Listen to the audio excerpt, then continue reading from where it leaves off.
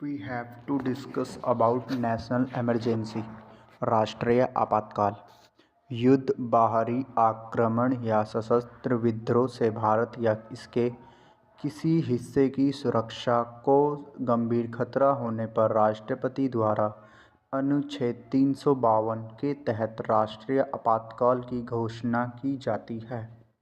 मूल संविधान में सशस्त्र विद्रोह की जगह आंतरिक अशांति शब्द था, जिसे 44वें संविधान संशोधन 1978 द्वारा बदला गया ताकि इसका दुरुपयोग रोका जा सके। 1975 में इंदिरा गांधी सरकार द्वारा आंतरिक अशांति के आधार पर आपातकाल लगाया गया था, जो भारतीय लोकतंत्र का एक अत्यंत विवादित दौर माना जाता है। 44वें संशोधन के बाद राष्ट्रपति अब केवल मंत्रिमंडल कैबिनेट की लिखित सिफारिश पर ही आपातकाल की घोषणा कर सकते हैं। आपातकाल की घोषणा को 1 महीने के भीतर संसद के दोनों सदनों द्वारा विशेष बहुमत से अनुमोदित अप्रूव कराना अनिवार्य है। पहले यह सीमा 2 महीने और साधारण बहुमत थी। फिर एक बार अनुमोदन मिलने पर आपातकाल 6 महीने तक जारी रहता है।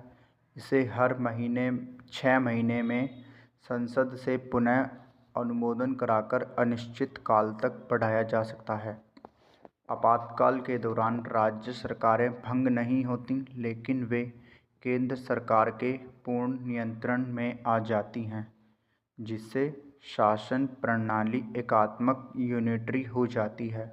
इस दौरान केंद्र सरकार संविधान में औपचारिक संशोधन के बिना भी संघीय ढांचे को एकात्मक ढांचा बना देती है।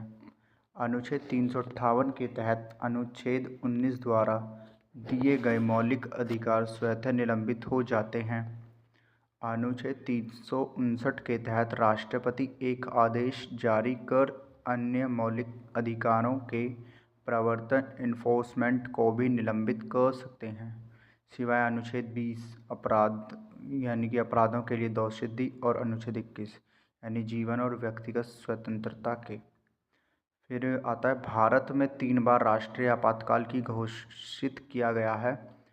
पहला राष्ट्रीय आपातकाल 1962 में चीनी आक्रमण के कारण लगा था और दूसरा 1971 में पाकिस्तान के साथ युद्ध के दौरान हुआ था और तीसरा आपातकाल 1975 में आंतरिक अशांति के कारण पैदा हुआ था, जो कि श्रीमती इंदिरा गांधी जी के द्वारा लगाया गया था। इंदिरा गांधी जी के शासनकाल में